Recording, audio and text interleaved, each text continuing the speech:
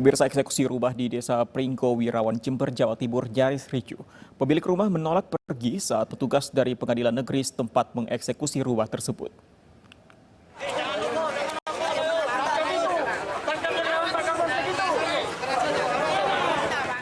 Adu mulut mewarnai eksekusi rumah di atas lahan 210 meter persegi di Desa Pringgo Wirawan, Kecamatan Sumberbaru, Jember, Jawa Timur. Tangis histeris pemilik rumah tak terhindarkan karena mereka mengaku kasus ini masih dalam pembahasan bersama.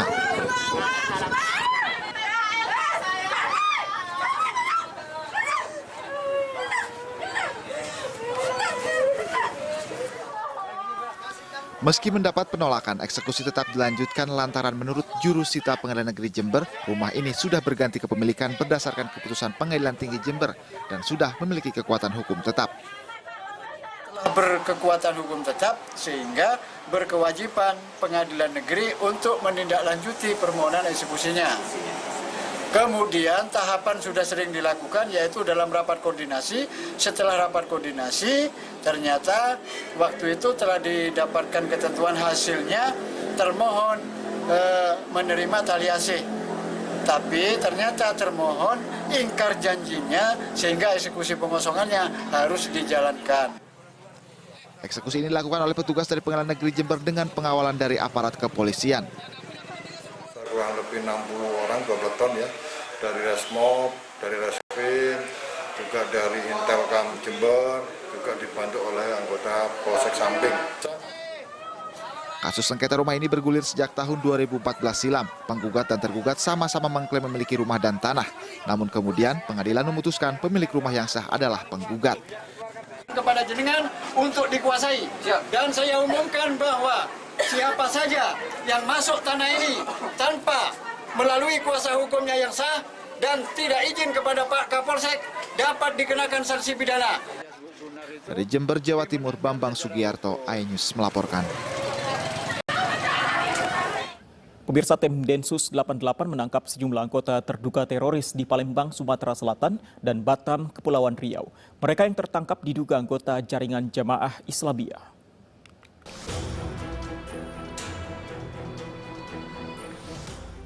Tim Densus 88 bersama Ditreskrimum Polda Kepri menggerebek 4 rumah di kawasan Sagulung, Batam, Kepulauan Riau. Selain melakukan penggeledahan, polisi juga menangkap sejumlah terduga teroris, diantaranya HT dan AM. Penangkapan terduga teroris ini juga menarik perhatian warga. Warga tidak menyangka tetangga mereka terlibat jaringan terorisme. Selain di Kepulauan Riau, tim Densus 88 juga menangkap 4 orang terduga teroris di Lubuk Linggau dan Palembang, Sumatera Selatan. Keempat terduga teroris diantaranya AI ditangkap di Kelurahan Talang Kelapa, Alang-Alang Lebar, Palembang. Kemudian FAS ditangkap di Kelurahan Sako, Palembang. EA ditangkap di Jalan R. Sukamto, Lorong Masjid Ilir Timur 3, Palembang. Sedangkan AR ditangkap di Jalan Yosudarso, Kelurahan Talang Jawa Kanan, Lubuk Linggau, Sumatera Selatan. Keempat terduga teroris terkait dalam kelompok jaringan Jamaah Islamiyah. Terlibat dan terkait dengan jaringan Jamaah Islamiyah yang ada di Sumatera Selatan. Untuk kepentingan penyelidikan dan penyidikan, keempat teroris di Sumatera Selatan ini diterbangkan ke Jakarta. Dari Batam dan Palembang, Gusti Yonosa, Firdaus, iNews melaporkan. Pemirsa, mobil mewah yang dikemudikan seorang wanita menabrak pohon di kawasan Senayan, Jakarta Pusat dini hari tadi. Seorang saksi mengatakan pengemudi yang diduga dalam pengaruh minuman keras meninggal saat tiba di rumah sakit. Kecelakaan sebuah kendaraan. Sedan mewah ini rusak parah usai menabrak sebuah pohon dan terpental tepat di depan salah satu hotel di kawasan Senayan, Jakarta Pusat dini hari tadi. Seorang saksi mata menuturkan usai kejadian warga bersama-sama mengeluarkan korban dari dalam kendaraan dan membawanya ke Rumah Sakit Minto Harjo, Jakarta Pusat. Namun sayang, nyawa korban tidak tertolong saat tiba di rumah sakit. Korbannya cewek. Pas nyampe di rumah sakit, korbannya meninggal. Lukanya yang paling parah di kepala, Bang. Ya kalau dilihat sih mabok, Bang. Soalnya di dalam mobilnya ada botol minuman. Sementara mobil mewah yang mengalami rusak parah kini diamankan petugas Subdit Gakum Ditlantas Polda Metro Jaya, Jakarta Selatan. Dari Jakarta, Sofyan Firdaus, iNews melaporkan. Jadi korban kecelakaan lalu lintas, 2 remaja asal Nagrek, Kabupaten Bandung dikabarkan hilang di bawah penabrak. Sudah 10 hari keluarga melakukan pencarian, namun tidak membuahkan hasil. 2 remaja yang menjadi korban kecelakaan di daerah Ciaro, Nagrek, Kabupaten Bandung hilang. Handi Haris Putra dan Salsabila dibawa oleh penabrak menggunakan mobil menuju arah Limbangan, Garut. Keluarga yang mendapat kabar langsung mengecek pusat kesehatan masyarakat, namun kedua korban tidak ada. Hingga kini kedua korban belum ditemukan. Sudah cari ke sana kemari nggak ada ternyata. Jadi kalau orang yang nabrak ini membaca ini atau mendengarkan ini, nggak apa-apa. Tolong dengan sangat simpanlah di mana. Kalau dia sudah mati, simpanlah di mana. Kalau dia masih hidup, titipkanlah dia di depan polsek. Nggak usah dibawa-bawa. Titipkanlah dia di masjid di mana biar orang tahu.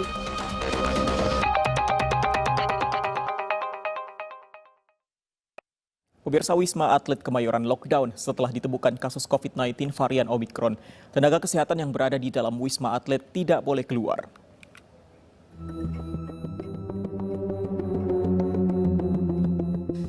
Imbas terdeteksinya COVID-19 varian Omikron di Rumah Sakit Darurat Wisma Atlet Kemayoran, akses keluar masuk dibatasi. Selama 7 hari Wisma Atlet akan di-lockdown dan seluruh petugas yang berada di dalam tidak boleh pulang untuk mencegah penularan. Mereka beraktivitas seperti biasa dan beristirahat dalam kompleks Wisma Atlet. The lockdown itu tidak boleh ada orang keluar masuk. Ya, boleh ada orang keluar masuk, tapi yang menggunakan prosedur yang ketat, yaitu menggunakan hazmat nanti. Hazmat. Jadi misalkan nanti ada dokter spesialis yang memang dia karena dibutuhkan di beberapa rumah sakit, dia masih harus bisa keluar masuk, tapi dia akan menggunakan hazmat, ya, baju yang betul-betul level 3. Pasien-pasien terkonfirmasi COVID-19, apapun variannya, ya masuk di sini. Ya. Tentu saja nanti kan kita, karena kita ruangannya cukup banyak untuk pasien yang mandiri satu kamar satu. Apalagi yang berbeda varian, itu kita pisahkan. Wisma Atlet Kemayoran masih menerima warga yang datang untuk karantina. Nantinya jika sudah penuh akan dialihkan ke tempat lain.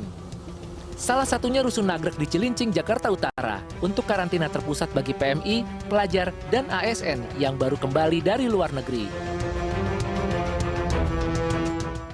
Sebelumnya ratusan warga negara Indonesia yang baru tiba di tanah air terlantar lantaran tak adanya kepastian tempat karantina. Mereka berada di dalam bus angkutan karena tidak kunjung dipersilakan masuk ke Rusun Pasar Rumput.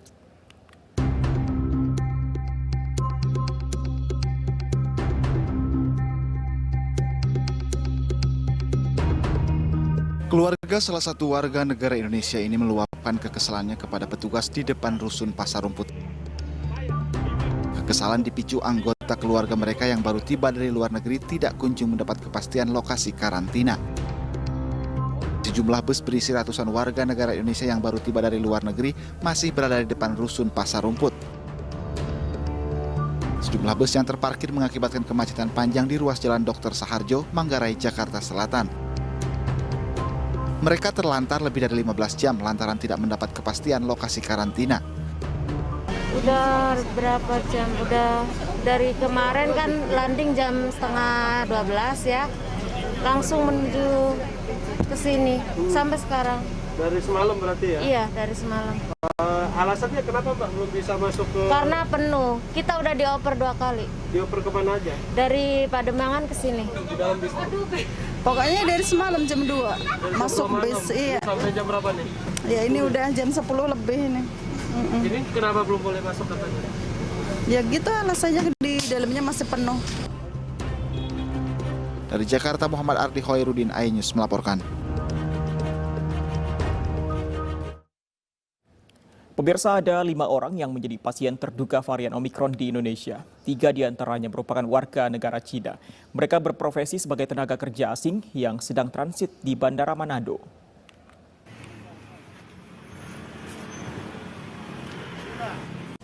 Tiga dari 5 pasien probable varian Omikron COVID-19 merupakan warga negara Cina yang saat ini dikarantina di Rumah Sakit Lapangan Kitamaya, Manado, Sulawesi Utara.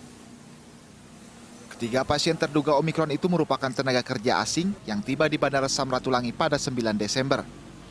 Ketika menjalani screening saat transit di Manado, ketiganya positif COVID-19 dan sampelnya kini sedang diperiksa di Litbang Kemenkes untuk memastikan apakah varian Omikron atau bukan. Dari 6 WNA yang positif, 3 yang probable, yang 3 lainnya adalah tapi bukan terindikasi ke arah varian Omikron, hanya 3 saja. Nah, jadi mereka semua yang 3 maupun yang 3 lainnya itu tidak bergejala. Tidak ada gejala, sama sekali tidak ada gejala. Kita pantau secara erat, tetapi untuk pemantauan isolasinya kita bawa ke rumah sakit untuk diisolasi. Nah, tindakan antisipasi yang kami lakukan sekarang ini adalah mengkarantina kontak erat dari mereka semua. Siapa saja kontak erat mereka, ya teman satu pesawat mereka, semuanya dikarantina, tidak diizinkan untuk melanjutkan perjalanan. Karena sekali lagi, untuk mencegah penularan, Satgas COVID-19 Sulut tracing terhadap 126 penumpang pesawat lainnya yang tiba bersamaan dengan ketiga suspek Omikron. Sementara rekan sesama tenaga kerja asing dari Cina yang tiba bersamaan juga dikarantina. Dari Manado, Sulawesi Utara, Jeffrey Langi, iNews melaporkan. Munculnya Omikron di Indonesia membuat pemerintah lebih waspada untuk mengantisipasi penyebaran varian tersebut. Salah satu cara untuk membatasi aktivitas warga adalah penerapan ganjil genap saat libur Natal dan Tahun Baru.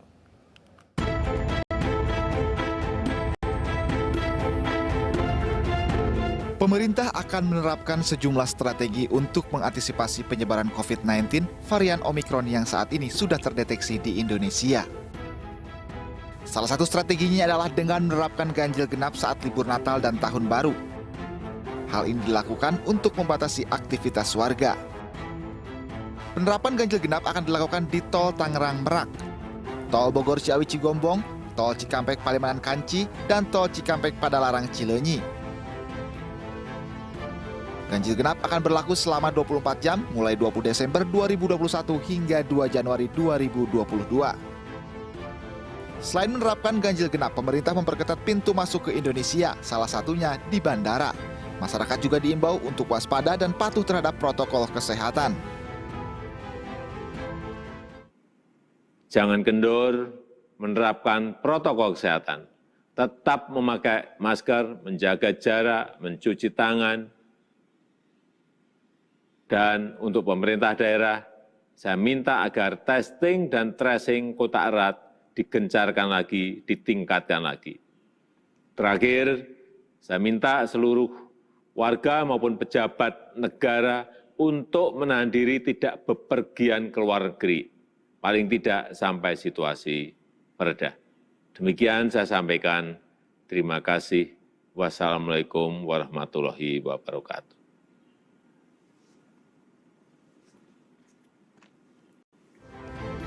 Selain itu, Presiden menambahkan agar vaksinasi dipercepat dan menerapkan pemberlakuan pembatasan kegiatan masyarakat di daerah masing-masing dilaksanakan dengan ketat. Dari Jakarta, Tim Liputan iNews melaporkan.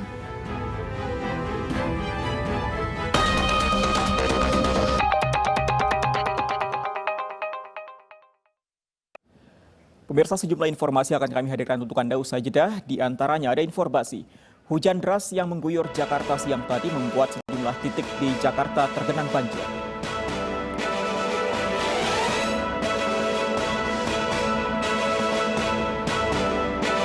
Tim SAR gabungan berhasil mengevakuasi 2 pekerja yang tewas saat mengerjakan proyek jembatan di Desa Grogol, Kecamatan Sawo, Ponorogo, Jawa Timur.